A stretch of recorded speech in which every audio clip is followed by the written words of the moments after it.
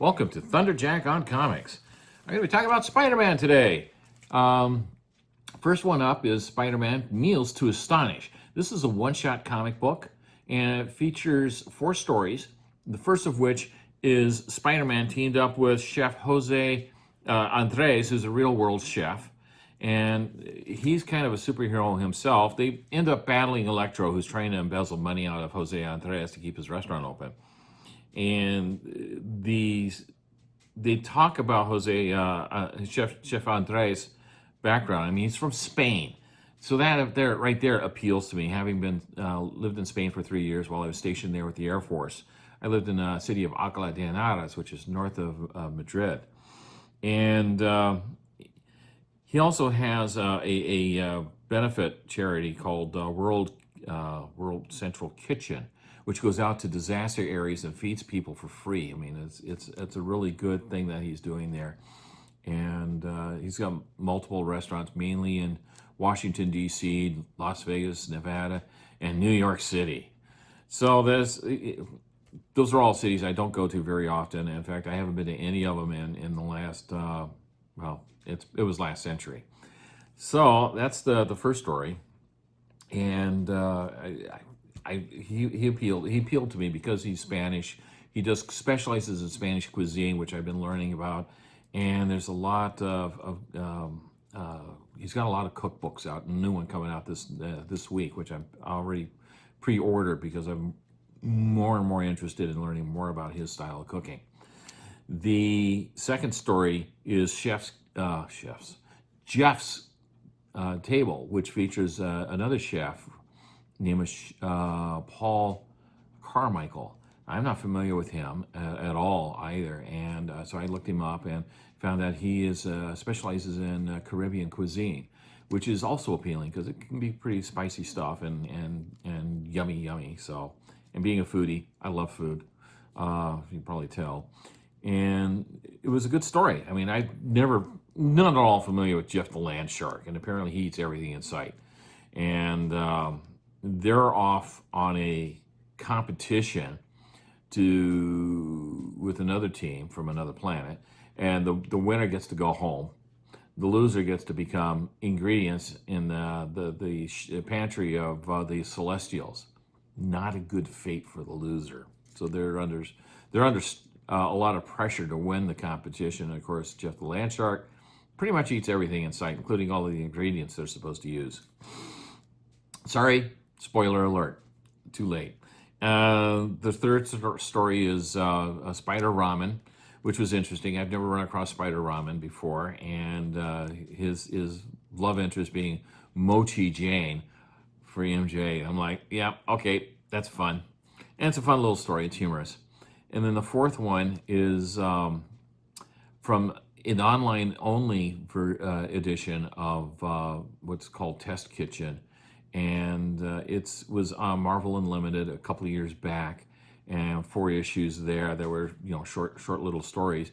They combined all 4 of those issues into the storyline here for Meals to Astonish. It features Chef Anna, whose food truck gets smashed by Iron Man by accident, and Tony Stark hires her to become his personal chef, and she ends up by the end of it cooking up something special for the Avengers.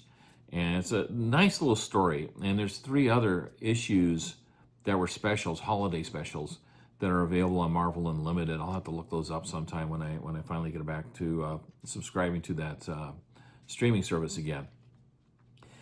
Well worth it. There's 2 other covers for this, variant covers, and this is nice. I mean, it's got José Andrés on the cover, and the other 2, the one is, I'm not sure, but it has to do with the mochi type thing, and Spider Ramen, but not Spider Ramen. And the third one is a whole bunch of superheroes gathered around a dinner table waiting for food. I'm teaming that up with actually a book that's related to this, and it's the Marvel Spider-Man official cookbook. There's actually a whole bunch of these cookbooks in the series, and this is obviously Spider-Man. I'm talking about Spider-Man. And it's got a lot of good recipes in it. I've tried a few of them. The pretzels recipe I have not done. That would be fun to do. There's several stews. There's shawarma.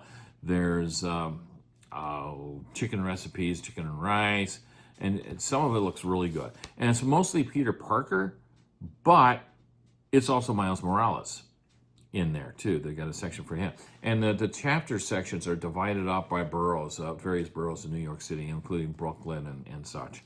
And it's a good book. I've enjoyed it. It's got some good stuff in it, some recipes that I want to try, some that I'm probably going to take a pass on because they use sour cream, and I can't eat sour cream.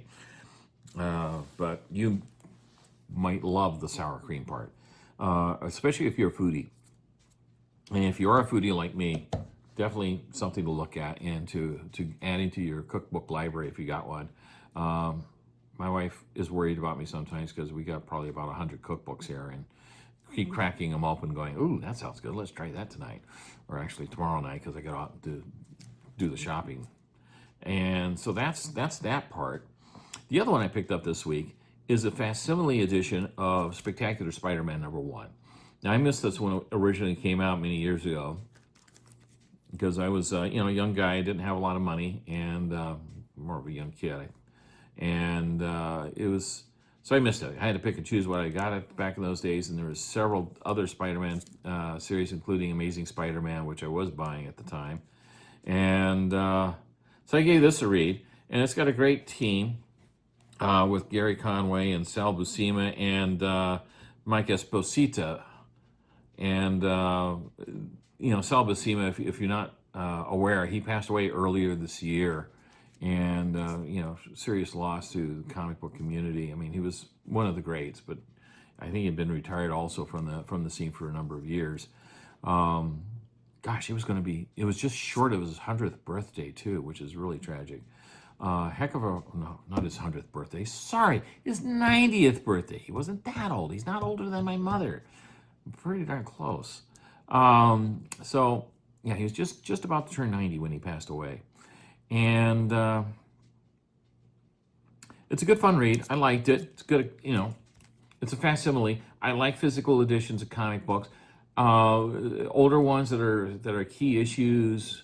I like getting the facsimile when they publish them. I mean, that's how I got an Action Comics #1 is a recent facsimile reprint from DC. So I can dig that. And it means also if I have the comic book and it's a facsimile and it's a kind of a rare one and in really good condition, I don't want to be taking it out of its bag and board to read it. And so that's why these are, to me, they're worth the couple of bucks to get them.